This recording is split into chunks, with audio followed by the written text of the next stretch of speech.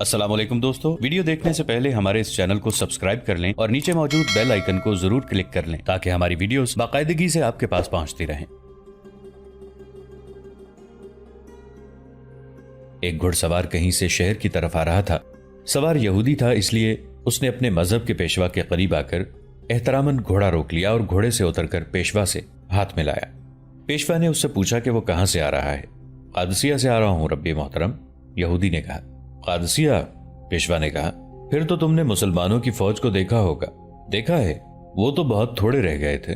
پیشوا نے کہا، ابھی بھاگے نہیں؟ توڑے کہاں ربی؟ یہودی نے کہا، انہیں اتنی زیادہ کمک مل گئی ہے کہ جس کا کوئی حساب نہیں۔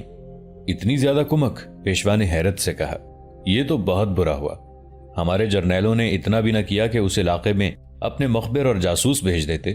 اب مسلمان مدائن پر آئیں گے۔ میں ہوں مخبر محترم ربی، یہودی نے کہا، میں یہی خبر دینے آیا ہوں۔ ہاں نا، یہودی پیشوا نے کہا، جلدی پہنچو اور رستم کو بتاؤ۔ یہودی اپنے گھوڑے کی طرف مڑا۔ مذہبی پیشوا نے اپنے چوغے کے اندر ہاتھ ڈال کر یہودی کو ذرا رکنے کو کہا۔ یہودی اپنے ربی کی طرف مڑا تو ربی کے ہاتھ میں خنجر تھا۔ یہودی پریشان ہو گیا، اسے معلوم نہیں تھا کہ یہ مذہبی پیشوا نہیں بلکہ مسلمانوں کا جاسوس اشر بن اوسامہ ہے۔ اشر نے یہودی پر خنجر کا وار کیا۔ یہودی بھی تربیت یافتہ اور پھرتیلا تھا، وہ وار بچا گیا اور اس کے ساتھ ہی اس نے تلوار نکال لی۔ وہ دونوں شہر کے دروازے سے دور نہیں تھے، لوگ آ جا رہے تھے۔ انہوں نے دیکھا کہ ایک آدمی یہودیوں کے مذہبی پیشوا سے لڑ رہا ہے اور ان کی طرف آئے تو یہودی نے شور مچایا کہ یہ ربی نہیں، مسلمانوں کا جاسوس ہے۔ اشر بن اسامہ یہودی کے گھوڑے کی طرف دوڑا، اچھل کر گھوڑے پر سوار ہوا اور گھوڑے کو ایڑ لگا دی۔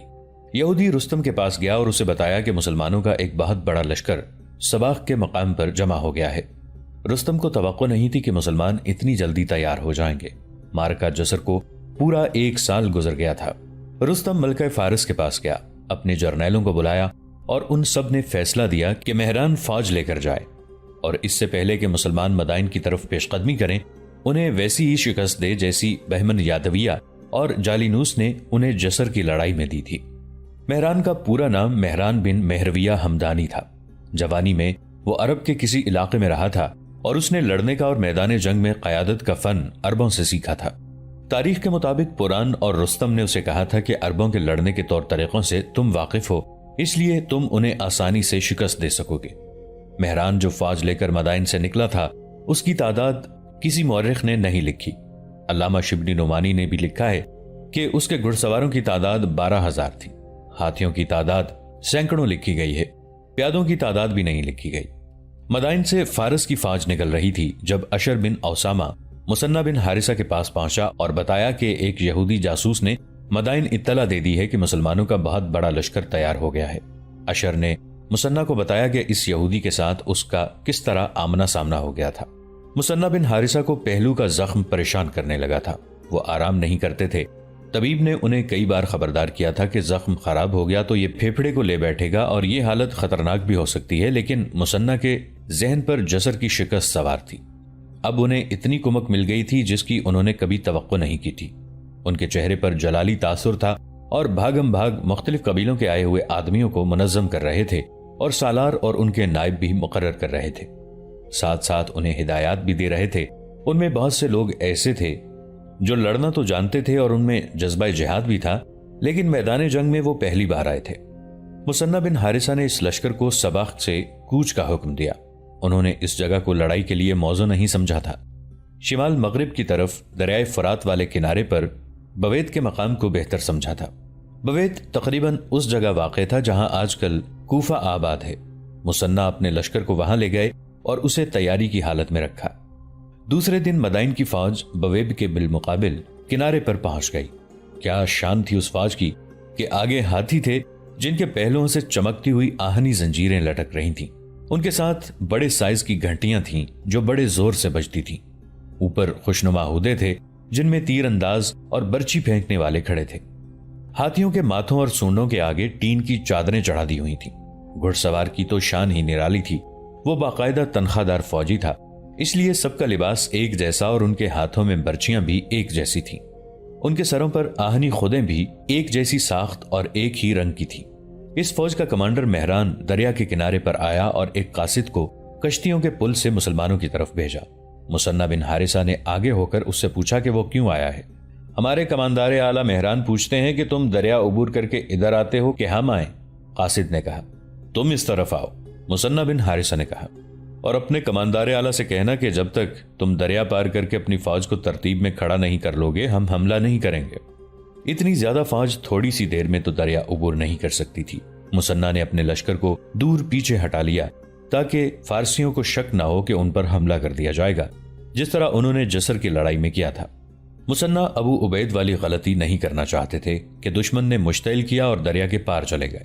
حضرت عمر رضی اللہ عنہ نے مثنہ کو ہدایت بھیجی تھی کہ جب تک فتح مکمل نہ ہو جائے دریا کے پار نہ جانا۔ آدھے سے زیادہ دن گزر چکا تھا۔ شام تک فارس کی فوج پل سے گزرتی ادھر آ رہی تھی۔ اگلے روز فجر کی نماز کے فوراً بعد مثنہ بن حارثہ نے اپنے لشکر کو ترتیب میں کھڑا کیا۔ قلب کے دستوں کو انہوں نے اپنی کمان میں رکھا، دائیں پہلو کے دستوں کی مزعور کو اور بائیں پہلو کی کمان پرنسیر کو دی۔ پیادہ دستوں کا سالار مسعود کو اور سوار دستوں کا سالار عاصم کو مقرر کیا۔ محفوظہ کا کماندار اسما تھا۔ لشکر کے ہر حصے کے پاس ایک ایک علم تھا۔ ولیم سکاٹ ابن خلقان اور بلازری لکھتے ہیں کہ مثنہ بن حارثہ کا چہرہ بتا رہا تھا کہ 1 سال گزر جانے کے باوجود ان کے پہلو کا زخم ٹھیک نہیں ہوا بلکہ خراب ہو گیا تھا اور وہ درد محسوس کر رہے تھے، لیکن باتوں اور حرکتوں سے ظاہر ہوتا تھا جیسے جسمانی طور پر وہ بالکل ٹھیک ہوں۔ انہوں نے اپنے لشکر کو ترتیب میں کھڑا کر کے ایک سرے سے دوسرے سرے تک نگاہ دوڑائی اور لشکر کے ایک سرے تک چلے گئے۔ وہاں سے گھوڑا آہستہ آہستہ چلایا۔ وہ لشکر کے ہر حصے کے علم کے پاس رکتے اور بلند آواز سے کہتے، عرب کے بہادروں، خدا کی قسم مجھے یقین ہے کہ تم عرب کی شجاعت اور وقار پر بدنامی کا دھبا نہیں لگنے دو گے۔ آج کے دن مجھے اپنے لیے ویسی ہی چیز پسند ہے جو تم سب کے لیے پسند ہے۔ جسر کا مارکہ 1 سال پہلے رمضان المبارک کے مہینے میں لڑا گیا تھا۔ اب پھر رمضان المبارک کا ہی مہینہ 14 ہجری بمطابق 635 عیسوی تھا۔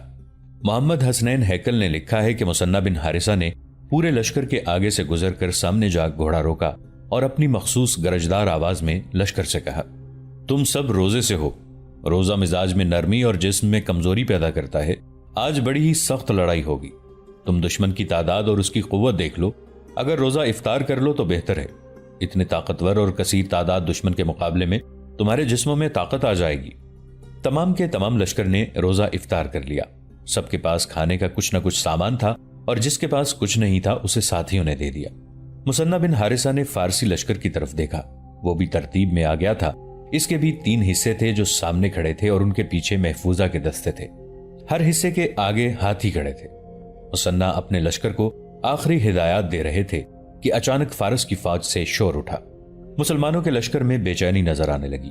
وہ عرب جنہوں نے پہلے کبھی ہاتھی نہیں دیکھا تھا کچھ زیادہ ہی بے چین ہوئے جا رہے تھے۔ اس شور کی طرف توجہ نہ دو، مثنہ بن حارثہ نے اپنے لشکر سے کہا، یہ بزدلوں کا شور ہے، تم خاموش رہو، آپس میں بات کرنی ہو تو سرگوشی میں کرو۔ اسلام اور عرب کے محافظوں، ہاتھیوں سے نہ ڈرنا، ان کے ہودوں کی رسیاں کاٹ دینا، ان کی سونڈیں کاٹنے کی کوشش کرنا۔ فارس کی فوج کا قلب آہستہ آہستہ آگے بڑھ رہا تھا۔ مسلمانوں کے ہاں یہ رواج تھا کہ حملے سے پہلے سپہ سالار 3 بار تکبیر کا نعرہ لگاتا تھا۔ پہلے نعرے پر دستے تیار ہو جاتے تھے، دوسرے نعرے پر وہ ہتھیار تان لیتے اور تیسرے نعرے پر حملہ کر دیتے تھے۔ مثنہ نے فارسیوں کو آگے بڑھتا دیکھا تو نعرہ لگایا، اللہ اکبر۔ فارسی جرنیلوں کو مسلمانوں کا یہ طریقہ معلوم تھا کیونکہ وہ مسلمانوں سے کئی لڑائیاں لڑ چکے تھے۔ مثنہ نے ابھی پہلا نعرہ لگایا تھا جس پر مجاہدین تیار ہو گئے تھے۔ تیسرے نعرے پر انہوں نے حملہ شروع کرنا تھا، لیکن فارسیوں نے پہلے ہی نعرے پر مسلمانوں پر حملہ کر دیا۔ حملہ ان کے قلب کے دستوں نے کیا تھا۔ پہلے بیان کر چکے ہیں کہ مسلمانوں کے لشکر میں زیادہ تر وہ لوگ تھے جن میں جوش اور جذبہ تو بھرپور تھا اور وہ بلا کے تیغ زن اور شاہ سوار تھے، لیکن میدان جنگ میں ایک کمانڈر کے تحت ترتیب اور تنظیم سے لڑنے کا انہیں تجربہ نہیں تھا۔ حملہ آور فارسی ابھی دور تھے، دونوں فوجوں کے درمیان فاصلہ زیادہ تھا۔ مورخوں نے لکھا ہے کہ بنو اجل کے لوگ جوش میں آ گئے اور اپنی ترتیب توڑ کر فارسیوں کا حملہ روکنے کے لیے نعرے لگاتے ہوئے آگے چلے گئے۔ علامہ شبلی نعمانی بلازری اور طبری کے حوالے سے لکھتے ہیں کہ مثنہ بن حارثہ نے یہ حال دیکھا تو پریشان ہو گئے۔ انہوں نے اپنا نیچے والا ہونٹ دانتوں میں دبا لیا، پھر قاصد سے کہا، یہ بنو اجل کے لوگ ہیں، دوڑو اور ان کے سردار سے کہو کہ امیر لشکر اسلام کہتا ہے اور اس نے کہا ہے کہ اسلام کو یوں رسوا نہ کرو، اپنی جگہ پر رہو۔ سپہ سالار کے قاصد میدان جنگ میں پیغام رسانی کا تجربہ اور خصوصی مہارت رکھتے تھے۔ قاصد گھوڑا دوڑاتا ہوا بنو اجل کے سردار تک پہنچا اور اسے مسنہ کا پیغام دیا۔ سردار نے اپنے ان 1000-1500 آدمیوں پر قابو پا لیا اور انہیں اس جگہ لے گیا جہاں انہیں ترتیب میں کھڑا کیا گیا تھا۔ اس کے ساتھ ہی مسنہ بن حارثہ نے دوسری بار اللہ اکبر کا نعرہ لگایا۔ چونکہ فارسی حملہ آور دستے قریب آ گئے تھے، اس لیے مسنہ نے تیسرا نعرہ بغیر وقفے کے لگا دیا۔ مجاہدین کے وہ جیش جنہیں پہلے حملے کے لیے پہلے ہی بتا دیا گیا تھا، بڑے جوش و خروش اور جذبے سے آگے بڑھے اور فارسیوں کو روک لیا۔ بڑا ہی گمسان کا رن پڑا۔ ان مجاہدین میں وہ بھی تھے جو جسر کے میدان سے بھاگ کر اپنے گھروں کو چلے گئے تھے، اور وہ بھی تھے جو مارکا لڑے اور زندہ واپس آ گئے تھے۔ ان سب میں انتقام کی آگ بھری ہوئی تھی۔ بھگوڑوں کو یہ ثابت کرنا تھا کہ وہ بزدل نہیں۔ خطرہ ہاتھیوں کا تھا جو آگے تھے۔ جسر میں جو مجاہدین لڑے تھے انہوں نے جسر والا ہی طریقہ اختیار کیا اور ہودوں کی رسیاں کاٹ کر ان کے سواروں کو گرا کر ہلاک اور زخمی کرنے لگے۔ اس کوشش میں کچھ ہاتھیوں کے نیچے بھی گرے اور زخمی یا شہید ہوئے۔ فارس کے ہاتھی فارسیوں کے لیے مصیبت بن گئے۔ اس سے دوسرا فائدہ یہ ہوا کہ عرب کے جن مسلمانوں نے پہلی بار ہاتھی دیکھے تھے وہ ان سے ڈر رہے تھے۔ ان کے دلوں سے ڈر اتر گیا اور وہ ہاتھیوں پر ٹوٹ ٹوٹ پڑنے لگے۔ مسنہ بن حارثہ نے دیکھا کہ فارسیوں کے لشکر کی نفری ان کے اپنے لشکر سے کئی گنا زیادہ ہے اور سوار دستے تو بہت ہی زیادہ ہیں، تو انہوں نے فارسیوں کے قلب کر شدید حملہ کرنے کا فیصلہ کیا۔ انہوں نے 2 عیسائی سرداروں انس بن حلال نمری اور ابن مروہ الفہر تغلبی کو اپنے پاس بلایا۔ تم میرے ہم مذہب نہیں ہو، مسنہ بن حارثہ نے ان دونوں سے کہا، مگر یہ لڑائی عرب اور عجم کی ہے۔ خدا کی قسم تم عرب کی آن پر جانے قربان کرنے سے گریز نہیں کرو گے۔ مذہب کی بات نہ کر ابن حارثہ، انس بن ہلال نے کہا، عرب کی بات کر اور ہمیں کچھ بتا۔ میں دشمن کے قلب پر حملہ کر رہا ہوں۔ مسنہ نے کہا، ان کا سالار اعلیٰ مہران وہیں ہے، میں اسے گرانے کی کوشش کروں گا۔ وہ گر پڑا تو دیکھنا کیا ہوگا، ان کا سارا لشکر بھاگ اٹھے گا۔ تم دونوں اپنے آدمیوں کے ساتھ میرے دائیں اور بائیں رہنا، اور جب میں مہران کے حفاظتی دستے پر حملہ کروں تو تم دائیں اور بائیں سے حملہ کر دینا۔ مسنہ نے قلب کے دستوں سے مہران کے قلب پر حملہ کیا۔ مہران شاہی جرنیل تھا، اس نے ارد گرد گھڑ سوار محافظوں اور ہاتھیوں کا قلعے جیسا حصار رکھا تھا۔ مہران کو مارنا اور اس کا پرچم گرانا ناممکن تھا۔ مسنہ کا حملہ اتنا شدید اور جذبے سے اتنا بھرپور تھا کہ مہران کا حفاظتی حصار توڑ ڈالا، لیکن اس حصار کو مسنہ اور اس کے عیسائی ساتھی دھکیلتے ہوئے فارسیوں کے دائیں پہلو کے پاس لے گئے۔ اس سے فارسیوں کے دائیں پہلو کی ترتیب ٹوٹ گئی۔ کسی اور فارسی جرنیل نے دیکھا کہ مسلمانوں نے مہران کو بڑے خطرناک گھیرے میں لے لیا ہے، تو اس نے قلب کے دستوں سے مسلمانوں پر حملہ کر دیا۔ دونوں فوجوں کے قلب کا تصادم ہولناک تھا۔ تاریخ نویس ولیم سکاٹ اور کچھ حوالوں سے محمد حسنین ہیکل لکھتے ہیں کہ ہاتھیوں اور گھوڑوں نے اتنی گرد اڑائی کہ فریقین کو بھی پتہ نہیں چلتا تھا کہ کون کہاں ہے اور لڑائی میں کس کو بالادستی حاصل رہی ہے۔ مسنہ نے اپنے تجربے کی بنا پر اپنے دستوں کو پیچھے ہٹانا شروع کر دیا۔ انہوں نے دیکھا کہ فارسیوں کا دایاں پہلو بے ترتیب ہو گیا ہے اور ان کا قلب از سر نو یکجا ہو رہا ہے۔ مسنہ نے فارسیوں کے دونوں پہلوؤں پر حملہ کرا دیا۔ زخمی ہاتھی جن کے ہودے گر پڑے تھے وہ محاوتوں کے بغیر اپنی ہی فوج کو کچلتے پھرتے تھے۔ مورخوں نے لکھا ہے کہ مسنہ بن حارثہ کی بڑی بلند آواز بار بار سنائی دیتی تھی، اسلام کے جانبازو، تم اللہ کی مدد کرو، اللہ تمہاری مدد کرے گا۔ یہ للکار مسلمانوں کا حوصلہ بڑھاتی جا رہی تھی۔ فارسیوں کا دایاں پہلو جو پہلے ہی بے ترتیب تھا، ایسا اکھڑا کہ اس کے سپاہی کشتیوں کے پل سے بھاگنے لگے۔ اس پہلو کو مسلمانوں نے ایسی شدت سے پیچھے کو دھکیلا کہ دریا تک لے گئے۔ فارسیوں نے دریا میں کودنا شروع کر دیا۔ مسنہ بن حارثہ نے اپنے محفوظہ کے سواروں کو اس حکم سے دوڑا دیا کہ پل کا راستہ روک لو اور کسی فارسی کو بھاگنے نہ دو اور کسی کو زندہ نہیں پکڑنا، سب کو ختم کر دو اور جو دریا میں کود رہے ہیں انہیں تیروں سے ختم کر دو۔ لڑائیوں میں ایسا ہی ہوتا تھا کہ فوج کے کسی ایک دستے میں بھگدڑ مچ جاتی تو اس کا اثر ساری فوج پر ہوتا تھا۔ فارسیوں کے ساتھ بھی ایسے ہی ہوا۔ ایک پہلو کے دستے بھاگنے لگے تو دوسرے دستوں کے بھی حوصلے پست ہونے لگے، لیکن ان کا کمانڈر مہران ابھی زندہ تھا۔ اس کا پرچم بھی بلند تھا، وہ تابڑ توڑ حملے کر رہا تھا۔ مسنہ بن حارثہ نے اپنے تمام لشکر کو پیچھے ہٹا لیا اور بڑی تیزی سے اسے ترتیب میں کیا۔ مسلمانوں نے دیکھا کہ فارسیوں کے تمام ہاتھی زخمی ہو کر ادھر ادھر بھاگ دوڑ رہے ہیں اور اپنی فوج کو ترتیب میں نہیں آنے دے رہے۔ پھر مسلمانوں نے دیکھا کہ میدان جنگ فارسیوں کی لاشوں سے اٹ گیا ہے تو ان کی تھکن ختم ہو گئی اور لڑنے کے جذبے میں نئی تازگی آ گئی۔ ادھر پل کے سامنے تو فارسیوں کی لاشوں کے انبار لگے تھے۔ دریا میں کودنے والے فارسی मुसलमानों के तीर खाकर या तैरना न जानने की वजह से डूब गए थे। मुसन्ना को फतह के आसार नजर आने लगे थे, लेकिन फारसियों की तादाद अभी तक ज्यादा थी। मुसन्ना ने यह भांप लिया था कि फारसियों में बददिली पैदा हो गई है और वो सिर्फ इसलिए मैदान में मौजूद हैं कि उनका सबसे बड़ा कमांडर मेहरान मौजूद है और उसका परचम अभी बुलंद है। मुसन्ना ने एक और नारा लगाया, अपना परचम बुलंद रखो, अल्लाह तुम्हें बुलंद रखेगा। मुसन्ना ने अब जो हमला कराया वो बेहद जोरदार था। फारसी अब हाथियों की हिफाजती दीवार से महरूम हो गए थे। फारसियों ने जमकर मुकाबला किया।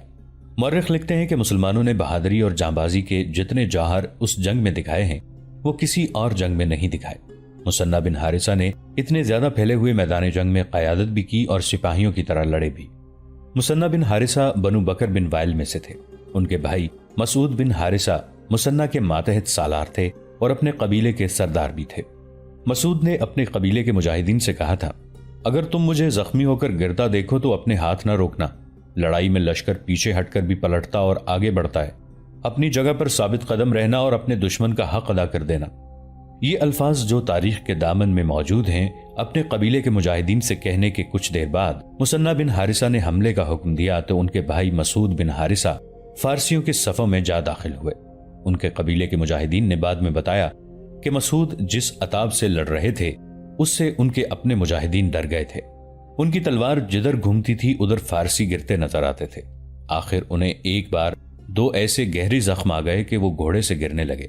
उन्होंने अपने आप को संभाल लिया और बड़ी ही बुलंद आवाज से कहा, ऐ फरजंदाने बनु बकर बिन वाइल, अपना परचम बुलंद रखो, अल्लाह तुम्हें बुलंद रखेगा।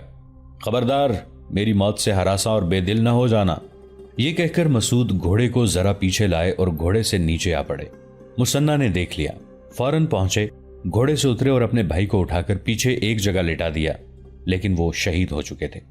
मुसन्ना अपने घोड़े की तरफ दौड़े, उछलकर घोड़े पर सवार हुए, गला फाड़कर अपनी मखसूस गरजदार आवाज में ऐलान किया, बनु बकर बिन वाइल के मुजाहिदो, मेरा भाई मारा गया तो कोई गम नहीं। गैरतमंद इसी तरह जाने दिया करते हैं। देखो तुम्हारा परचम न झुकने पाए। मुसन्ना जब लड़ाई का जायजा लेने लगे तो उन्होंने बनु नमर के ईसाई सरदार अनस बिन हिलाल को देखा, जो मसूद बिन हारिसा जैसे जोशो खरोश से लड़ रहा था। उसने बहुत से फारसियों को इस तरह जख्मी करके गिराया, मगर एक फारसी ने पीछे से बर्छी उसकी पीठ में एक बार, दो बार और तीसरी बार मारी तो अनस बिन हिलाल घोड़े से गिरे और दम तोड़ दिया। मुसन्ना बिन हारिसा ने उस फारसी को जहन्नुम वासिल कर दिया। मुसन्ना के मुहाफिजों ने कई फारसियों को हलाक कर दिया। मुसन्ना घोड़े से उतरे, उनके मुहाफिज उनके इर्द गिर्द रहे। मुसन्ना ने जिस तरह भाई की लाश एहतराम और प्यार से उठाई थी, वैसे ही प्यार और ताजीम से अनस बिन हिलाल को भी उठाया और पीछे जाकर अपने भाई की लाश के बिल्कुल साथ लिटा दिया। तब मुसन्ना ने देखा कि अनस बिन हिलाल अपनी जान जाने आफरीन के सपुर्द कर चुका था। मैदान जंग बहुत फैल गया था। तारीख का सबसे ज्यादा हैबतनाक किश्तोखून हो रहा था और साफ दिखाई दे रहा था कि फारसी फौज की जारहियत खत्म हो चुकी है और ये फौज बिखर रही है। हर फारसी अपनी जान बचाकर भागने के लिए लड़ रहा है। फारसियों को शदीद और खूनरेज दबाव से दरिया तक पहुंचा दिया गया था। उनकी पसपाई के लिए पीछे जमीन खत्म हो चुकी थी। वो दरिया में कूदने से घबरा रहे थे। वहां भी मौत थी। पुल को मुजाहिदीन ने बंद कर रखा था। मेहरान का परचम अभी बुलंद था। मुसन्ना बिन हारिसा हुक्म दे रहे थे कि किसी फारसी को जिंदा ना छोड़ा जाए। इतने में मेहरान का परचम गिर पड़ा और मेहरान अपने घोड़े से गिरकर मर गया। एक बड़ी ही बुलंद ललकार सुनाई दी, मैं हूं बनु तगलब का जवान जिसने अजम के सालार को कत्ल कर दिया है। ईसाई कबीले बनु तगलब का ये जवान मेहरान के घोड़े पर चढ़ बैठा और मैदान जंग में घोड़ा दौड़ाते हुए ऐलान करता रहा कि मैंने अजम के सालार को कत्ल कर दिया है। किसी भी मौर्रिख ने उस ईसाई का नाम नहीं लिखा। हर मौर्रिख ने यह वाकया इसी तरह लिखा है जैसे हम बयान कर चुके हैं। फारस का परचम नहीं गिरेगा। ये कोई फारसी सरदार था जिसने अपना परचम फिर ऊपर कर दिया था। फौरन बाद एक और ललकार सुनाई थी, फारस का परचम नहीं उठेगा। ये एक मुजाहिद था जिसने उस फारसी सरदार को कत्ल और उसके हाथ से परचम छीन लिया था और उसे जमीन पर घसीटता घोड़ा दौड़ा रहा था।